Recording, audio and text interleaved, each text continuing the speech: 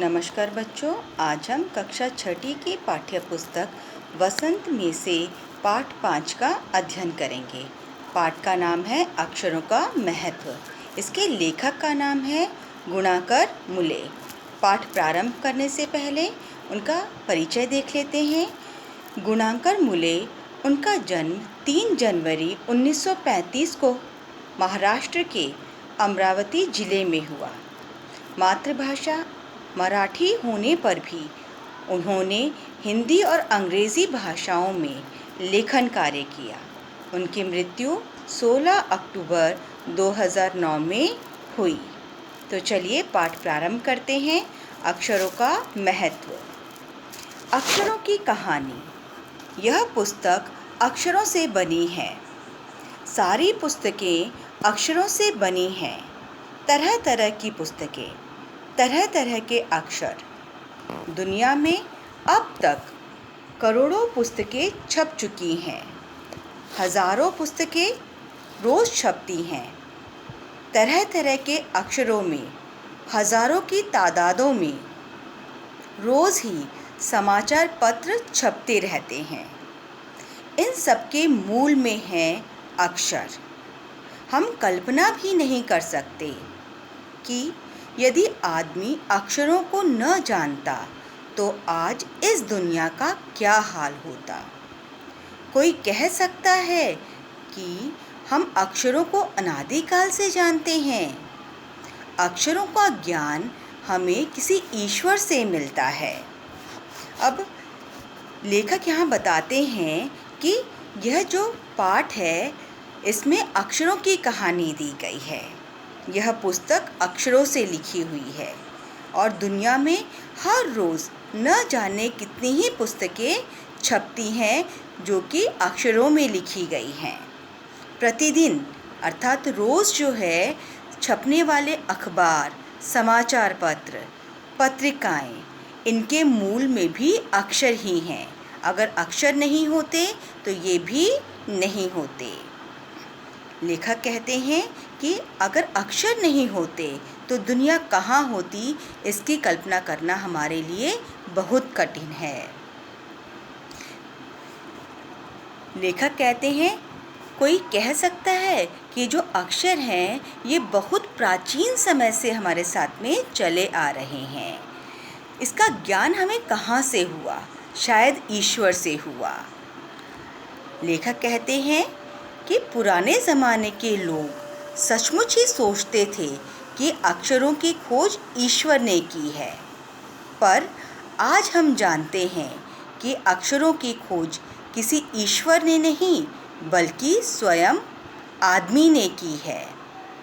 अब तो हम यह भी जानते हैं कि किन अक्षरों की खोज किस देश में किस समय में हुई। अब लेखक बताते हैं कि पुराने समय के जो लोग थे वह ये मानते थे कि अक्षर जो है वह ईश्वर ने खोजे हैं, अर्थात अक्षरों की खोज ईश्वर ने की है, परंतु वास्तव में मनुष्य ने ही इसकी खोज की है। लेखक कहते हैं कि आज हम इतनी तरक्की कर चुके हैं कि हम यह भी बता सकते हैं कि कौन सा अक्षर किस देश ने खोजा था और किस समय उसकी खोज की गई थी। हमारी यह धरती लगभग 5 अरब साल पुरानी है। 2-3 अरब साल तक इस धरती पर किसी प्रकार के जीव जंतु नहीं थे। फिर करोड़ों साल तक केवल जानवरों और वनस्पतियों का ही इस धरती पर राज्य रहा।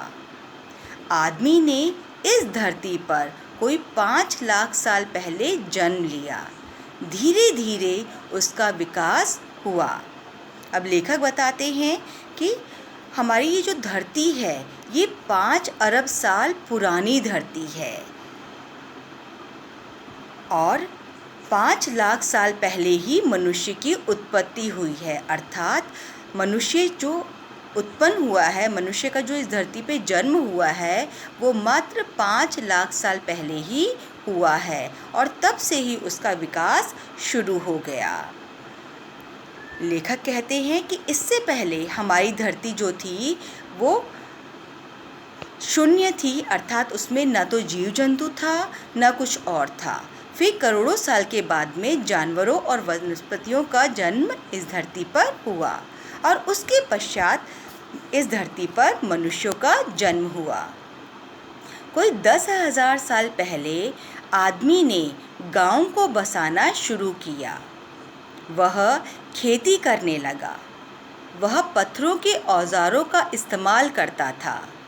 फिर उसने तांबे और कांसे के भी औजार बनाए।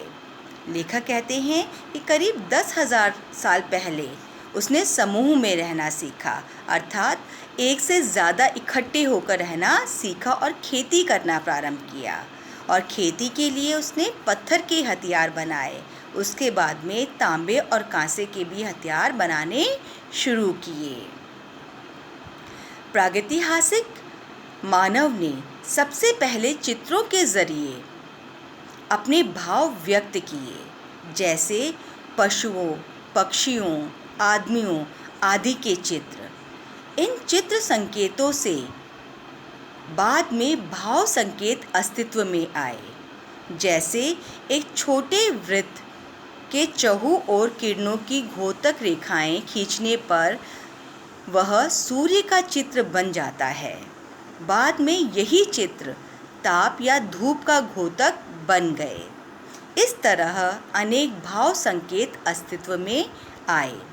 लेखक कहते हैं कि सबसे पहले प्रागैतिहासिक जो काल था, प्रागैतिहासिक काल का अर्थ है इतिहास में वर्णित काल के पूर्व का मानव, अर्थात जो इतिहास जो हमें मिलता है उससे पहले के जो समय था उसे प्रागैतिहासिक काल कहा गया है। उसके जो मानव थे उन्होंने पशु और पक्षी के चित्र बनाकर अपने भाव को व्यक्त किया था।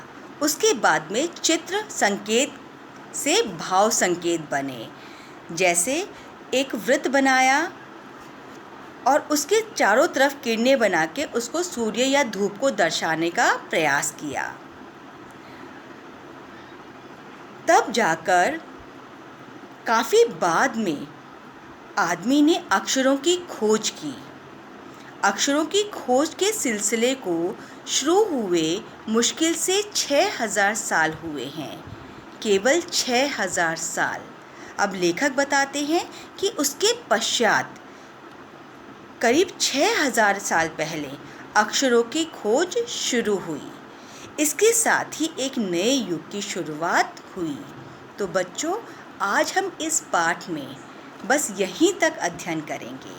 शेष रहे पाठ का अध्ययन हम अगले भाग के अंदर अगले वीडियो में करेंगे।